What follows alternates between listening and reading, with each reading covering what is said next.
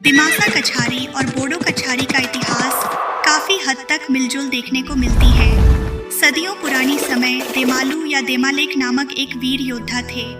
दिमासा लोगों का कहना है कि देमालेक दिमासा के वीर हुआ करते थे। दूसरी तरफ बोडो जनजाति भी यही कहा कि देमालू बोडो की योद्धा थे। ऐसा हो सकता है कि वह दोनों जनजाति के लिए भी लड़े हों। और फिर कुछ लोगों का कहना है कि प्राचीन समय में दिमासा या बोडो कुछ भी नाम नहीं था, सिर्फ कचारी नामक एक ही शब्द हुआ करते थे। बोरो, दिमासा, गारो, राभा, हाजोंग, मेच, सरानिया, तिवा, त्रिपुरी आदि ये सभी जनजातियां मिलकर कछारी ग्रुप हुआ करते थे और साथ मिलकर जीवन जिया करते थे। वह बलवान योद्धा को दिमासा लोगों द्वारा देमालेक केमफ्राई नाम से जाना जाता है और बोडो जनजाति द्वारा देमालू झोलाव नाम से पुकारा करते हैं। झोलाव का अर्थ बोडो द्वारा योद्धा होती है। हालांकि आज उनका निश्चित नाम दिमासा लोगों द्वारा होता है, जैसे देमालेक केमफ्राई, और उनके माता रिबांगदी तावछेन और पिता दिचांगदाव केमफ्राई थे। यानी केमफ्राई और तावछेन निश्चित नाम दिमासा द्वारा संबंधित होते हैं। दिमासा द्वारा बनाया गया उस वीर योद्धा का प्रतिमा आज दीमा हसाओ में हाफलोंग जिला के माईबांग शहर में मौजूद है। उस मूर्ति में देमालेक योद्धा के दाएं हाथ में भाला पकड़ा हुआ है और बाईं हाथ कमर पर बंधा हुआ तलवार पर हाथ लगाते हुए देखने को मिलती है। वीर देहमालू के प्रतिमा के पीछे सफेद हाथी नजर आने को मिलती है। प्राचीन काल समय जब सेनापति देमालेक केमफ्राई अपनी सेना के साथ बर्मा के राजा को हराए थे और जीत के बदले सफेद हाथी लाए थे।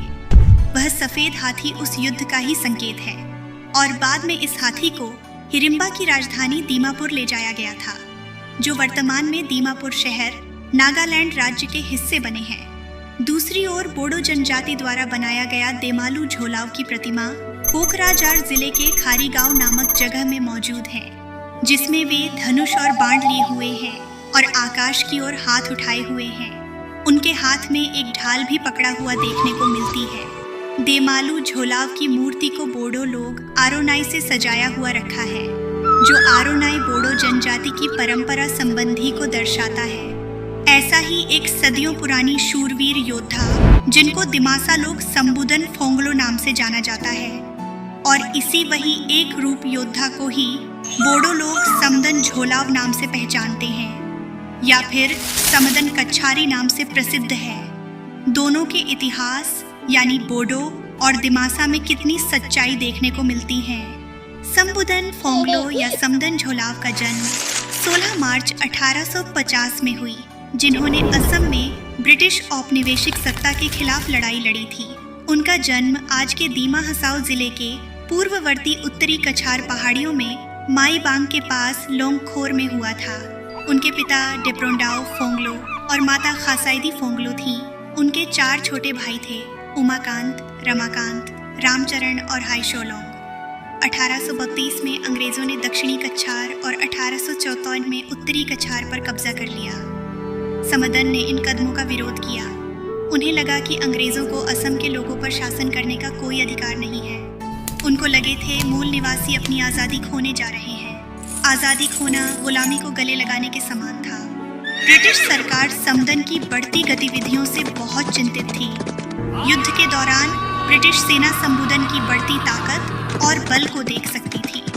ब्रिटिश ने एक महिला को रिश्वत दी, जिसने समदन की पत्नी से दोस्ती की।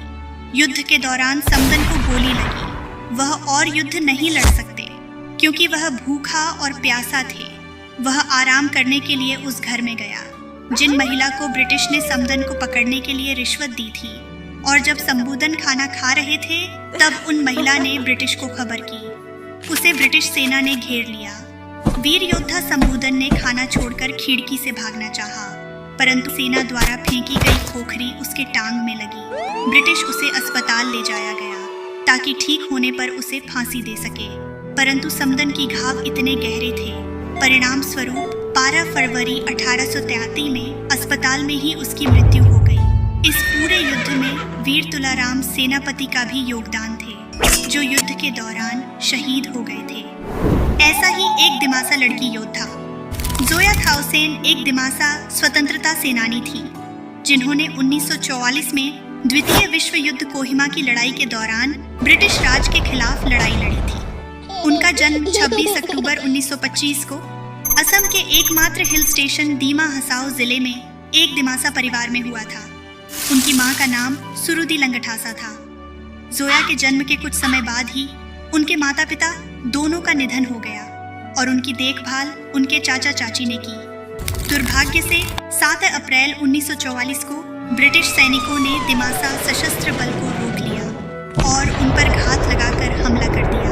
दिमासा में एक राजकुमारी भी थी, दिशरुड़ी हाफलोंगबार, जिन्हें उनके स्टेज नाम दिसरू से भी जाना जाता है। उनका जन्म 3 मार्च 1496 को हुआ था। उनके पिता का नाम हरिराम हाफलोंगबार था और माँ का नाम दाओकाड़ी हाफलोंगबार थे। दिमासा लोग या दिमासा कचारी लोग एक जातीय भाषाई समुदाय हैं जो वर्तमान में पूर्वोत्तर भारत के असम और नागालैंड राज्यों में निवास करते हैं। वे दिमासा बोलते हैं जो एक तिब्बती बर्मी भाषा है। दिमासा का अर्थ है बड़े पानी के बेटे, जो ब्रह्मपुत्र नदी को संदर्भित करता है। वे ज्यादातर दिमा हसाओ जिले में रहते हैं।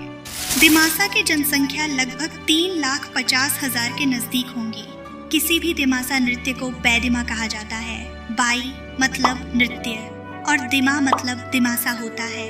पूर्वोत्तर भारत के कुछ दिमासा कछार लोग कई दशकों से दिमाराजी या दिमालैंड नामक एक अलग राज्य होने की मांग करते हैं। दिमासा लोगों के लिए त्योहार है बुसुदिमा, जो मुख्य रूप से हर दिमासा घर में महत्वपूर्ण भूमिका निभाता है।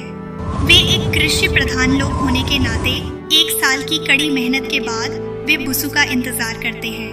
बुसु उत्सव का जश्न पारंपरिक संगीत वाद्य यंत्रों क्रम यानी ड्रम और मूरी, गायन और नृत्य के साथ मनाया जाता है। इस त्योहार के दौरान दिमासा महिलाएं अपने रंग बिरंगे पारंपरिक परिधानों में नजर आती हैं। दिमासा साम्राज्य और इतिहास 800 साल पुरानी बताया गया है। दिमासा का अर्थ है दिमाफिसा। अहोम आक्रमण का सामना करते हुए वे दक्षिण की ओर धनसिरी घाटी की ओर चले गए और दीमापुर में अपनी राजधानी स्थापित की, जो वर्तमान में नागालैंड राज्य में है। यहीं पर कचारियों ने राज्य निर्माण का कठिन कार्य किया जब उन्होंने अपनी राजधानी को असम के वर्तमान दीमा हसाओ जिले वहीं के माईबांग में स्थानांतरित कर दिया। कचारी राजघराने के ऐतिहासिक अवशेष अभी भी दीमापुर और उसके आसपास मौजूद हैं, विशेष रूप से दीमापुर किले में, जिसे कचारी राजबाड़ी कहा जाता है। मानव अतिक्रमण के निरंतर विनाश के बावजूद यह दर्शाता है कि उस समय कचारियों ने ईंट बनाने के परिणाम स्वरूप एक राज्य प्राप्त किया था। बड़े तालाबों में पोधुम पुखुरी, बामुन पुखुरी, राज पुखुरी, जोर पुखुरी और अन्य आज भी मौजूद हैं। कहा जाता है कि दीमापुर के सबसे महान शासक मकरध्वज का स्मारक था, जिनके समय में कछारी साम्राज्य का पारंपरिक गौरव अपने चरम पर था और जिनके समय में मणिपुर और बर्मा पर विजय प्राप्त की गई थी। वीर देहमालू योद्धा द्वारा कचारियों का सबसे बड़ा सरदार था। इस अवधि के दौरान रंगदाव और डेगादाव जैसी रहस्यवादी नायिकाएं युद्ध मामलों में कदम रखा।